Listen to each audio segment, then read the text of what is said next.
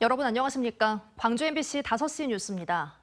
전국 17개 시도의회 의장단은 5.18 정신의 헌법전문수록 건의안을 대통령실과 국회에 전달했습니다. 대한민국 시도의회 의장협의회는 어제 순천에서 임시회를 열고 5.18의 사적 사실에 대한 국민적 공감대가 형성됐음에도 왜곡과 폄훼가 반복되고 있다며 광주시의회가 제안한 5.18 정신의 헌법전문 수록 촉구 건의안을 원안 가결했습니다. 의장협의회는 윤석열 정부와 새롭게 출범하는 제22대 국회에서 조속한 개헌을 통해 5.18 정신이 헌법 전문에 수록되도록 대통령실과 국회에 공식 답변을 촉구하기로 했습니다.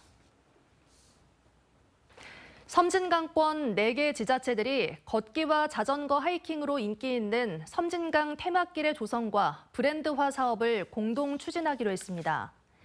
광양시와 구례 곡성 하동구는 오늘 4개 지자체장이 곡성에서 만나 섬진강변을 따라 도보 30일, 자전거 10일 코스의 섬진강 테마길을 만들고 한국의 산티아고나 내륙의 올레 같은 명품 브랜드화 사업을 4개 시군이 협력 사업으로 추진한다는 데 뜻을 모았습니다.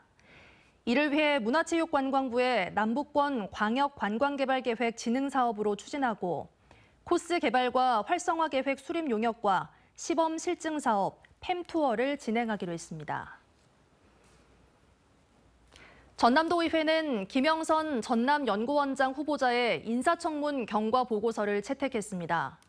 전남도의회는 후보자가 지방소멸, 청년 유출 등 도정 현안에 대한 전문 지식이 부족하고 농수축산업과 첨단 전략산업 등 현재 당면한 문제들을 타개할 능력이 우려된다는 의견을 제시했습니다. 이는 사실상 전남연구원장으로 적절하지 않다는 의견을 전남도의회가 우회적으로 표현한 것으로 전라남도가 전남연구원장 임명을 강행할지 주목됩니다. 김영록 전남지사가 실국장 정책회의를 열고 전남특별자치도 설치는 지방의 실질적인 자치 권한을 확대함으로써 무늬만 지방자치를 없애고 이를 전국에 일반화하는 방향으로 가야 한다고 말했습니다.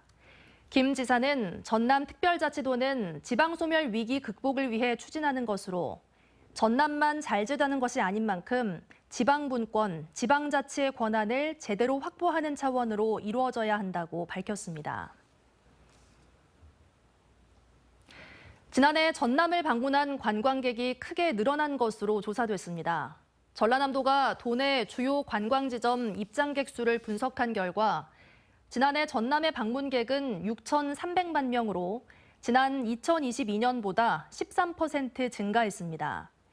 전남 방문의 해를 운영했던 전라남도는 올해부터 3년간 전남 세계 관광문화 대전을 추진하고 있습니다.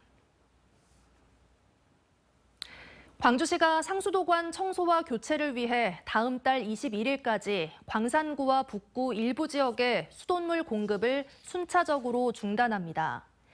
당장 내일부터 산월초등학교 주변을 시작으로 다음 달 5일 광주 테크노파크 일대, 14일 첨단 종합병원 주변, 21일 첨단 이동 행복복지센터 인근 등의 수돗물 공급을 중단하고 광산구 월계 쌍암동, 북구 오룡 월출 대촌동이 대상입니다.